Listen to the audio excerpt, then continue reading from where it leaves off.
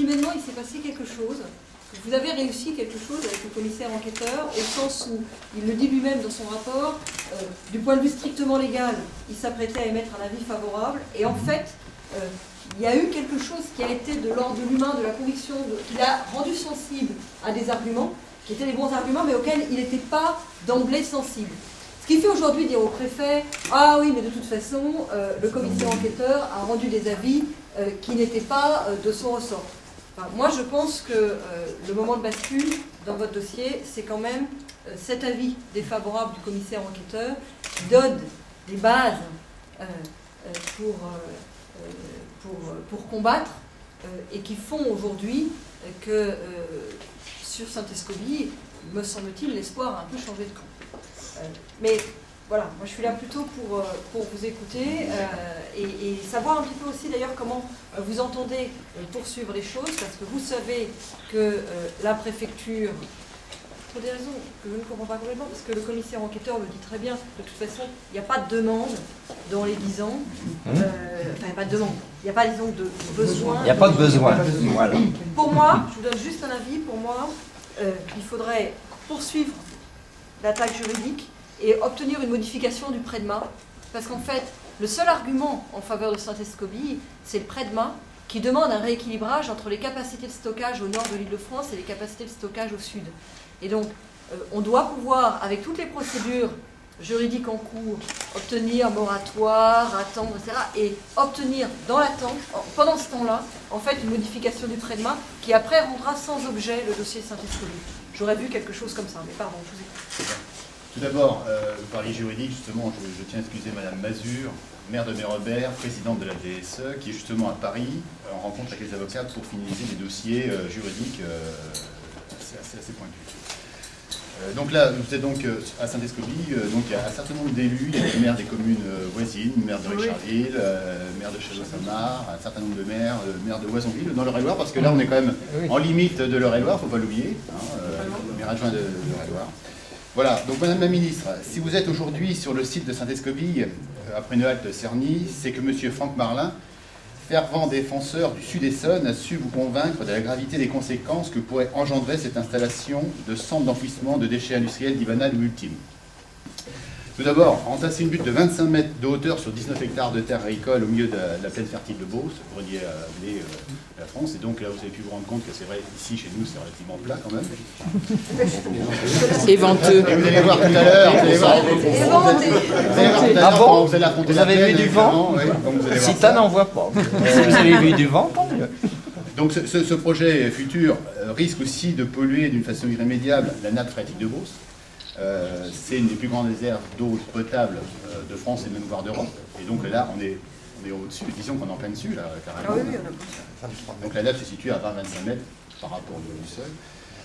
Même si on nous dit qu'il y a des mesures qui sont faites, qui sont pointues, qui sont tout à fait performantes pour éviter la pollution, on a du mal à le croire, parce que de toute façon, c'est quand même quelque chose qui va être fait de la main d'homme, à la limite. On va apporter de l'argile, on va apporter, soi-disant, une membrane qui fait de quelques millimètres d'épaisseur, donc on peut comprendre que ce n'est pas forcément quelque chose d'hyper performant. Et on le sait, par ailleurs, sur d'autres sites où il y a des sérieux problèmes. Donc les lixiviats vont polluer la nappe, et ça, on saura dans 5 ans, dans 3 ans. L'eau qui partira sur direction Château-Samar. Les jolies petites poissonnières Château-Samar, on peut faire une croix dessus. Voilà. En plus, là, ici, transporter des déchets, parce qu'avant tout, c'est des déchets industriels qui sont prévus dans ce site, loin des centres de production, parce que ici, comme vous avez pu constater, on est quand même assez loin des centres disons, d'activités industrielles. Chez nous, ici, c'est l'activité économique, c'est l'activité agricole. Ça, c'est primordial. Donc tout cela pour un terrain choisi par pure opportunité foncière, et j'irais même financière, sans véritable recherche de site approprié, au mépris de l'avis unanime des élus. Députés, sénateurs, conseil général de l'Essonne qui a pris 3 motions, donc ça c'est quelque chose qu'il faut quand même retenir. Le conseil régional avec le PREDMA, puisque ça c'est récent. Plus de 130 communes de l'Essonne qui ont pris une délibération dans notre sens. Et des départements voisins, parce que là je vous dis, l'Eure-et-Loire est quand même assez aussi concernée. Sans oublier la Chambre d'agriculture, qui est partie prenante dans notre défense et qui a pris le recours avec les communes. Et on a aussi un certain nombre d'associations, bon nombre d'associations qui nous rejoignent tous les jours et qui suivent notre combat. Tout cela alors que les capacités d'enfouissement sont suffisantes jusqu'en 2019, c'est ce que vous vouliez souligner tout à l'heure, sans tenir compte des progrès dans la réduction des déchets, leur réutilisation, leur recyclage, sans tenir compte en mots de toutes les préconisations du Grenelle de l'environnement. Je pense que le Grenelle de l'environnement, vous y êtes quand même assez attaché. J'ai été assez critiqué sur le projet. Bon, donc tous nos élus l'ont bien compris, c'est une aberration inconcevable. Un déni de démocratie dans la mesure où un arrêté de PIG, projet d'intérêt général, a été pris en mars 2009 pour obliger la commune à changer le zonage de ce terrain agricole. Donc là, c'est quand même, on est en pleine terre agricole, pour installer un projet privé qui est porté par aucune collectivité territoriale et destiné à recevoir des déchets privés. Madame la ministre, nous vous remercions de votre présence sur le site de Saint-Escobille aujourd'hui et nous comptons sur votre soutien pour empêcher cette installation. Voilà, donc Nicolas va intervenir rapidement au niveau des déchets et je reprendrai un peu la parole après pour situer aussi au niveau du monde agricole, puisque là, il y a quand même quelque chose à dire au niveau agriculture. Alors je vais intervenir sur la commune de Mérobert. Ça fait maintenant 8 ans qu'on se bat. C'était un combat d'une association, c'est devenu un combat d'élus, c'est devenu un combat du Sud-Essonne. Aujourd'hui, on a du mal à comprendre que les élus qui sont normalement les décisionnaires et les porte-parole de la population soient en fait que leur décision, leur démarche, que leur contre-expertise soit passée sous silence, que ce soit finalement la technostructure qui décide dans notre démocratie, alors que la technostructure devait être au service des élus.